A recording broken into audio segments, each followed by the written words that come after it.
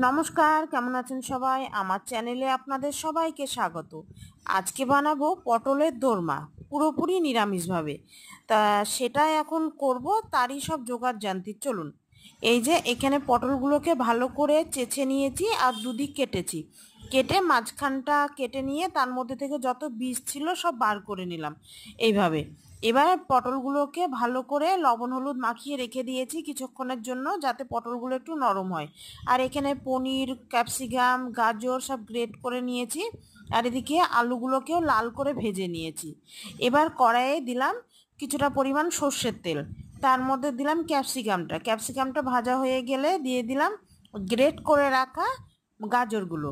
এবার ওর মধ্যে দিয়ে দেব লবণ হলুদ দুটোই দিয়ে দিলাম, আর দিলাম জিরে গুঁড়ো। এবার এটাকে বেশ ভালো করে কষিয়ে নেব। এর মধ্যে দিলাম কিছুটা পরিমাণ চিনি মিষ্টি স্বাদ আনার জন্য, আর দিলাম কুচনো কাঁচা লঙ্কা। আর এদিকে আলুটাও একটু ঠান্ডা হয়ে গিয়েছে। এবার এটাকে ভালো করে চটকিয়ে নেব যাতে একটুও গোটা না থাকে। এবার মশলাটা কষানো হয়ে গিয়েছে, এর মধ্যে এবার দিয়ে দিলাম গ্রেট করে রাখা পনিরগুলো। এবার এটা দিয়ে বেশ ভালো করে নেড়ে চেড়ে নেব। আর দিলাম ভেজে রাখা বাদাম, যেটা অল্প একটু ভেঙে নিয়েছিলাম, আর কিছুটা পরিমাণ গরম মশলা। এবার মশলাটা আবার একটু কষিয়ে নিয়ে এর মধ্যে দিয়ে দিলাম ওই ভেজে রেখে আলুটা, যেটা সেদ্ধ মেখে নিয়েছিলাম, সেই আলুটা দিয়ে দিলাম।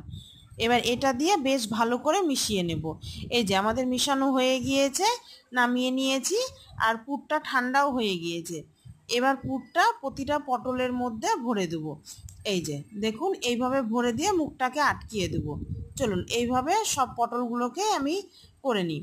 তারপর বেশ ছাঁকা তেলে পটলগুলোকে একটা একটা করে দিয়ে ভালো করে লাল করে এপিট ওপিট ভেজে নেব।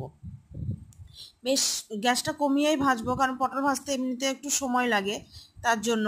আর খুব বেশি জোরে দিলে পুড়ে যাবে। এই যে একবার ভাজা হয়ে গিয়েছে, আর একবার দিয়েছিলাম। এই যে সব পটলগুলোই আমার ভাজা হয়ে গিয়েছে। এবার আবার কড়াইয়ে দিলাম কিছুটা পরিমাণ সর্ষের তেল।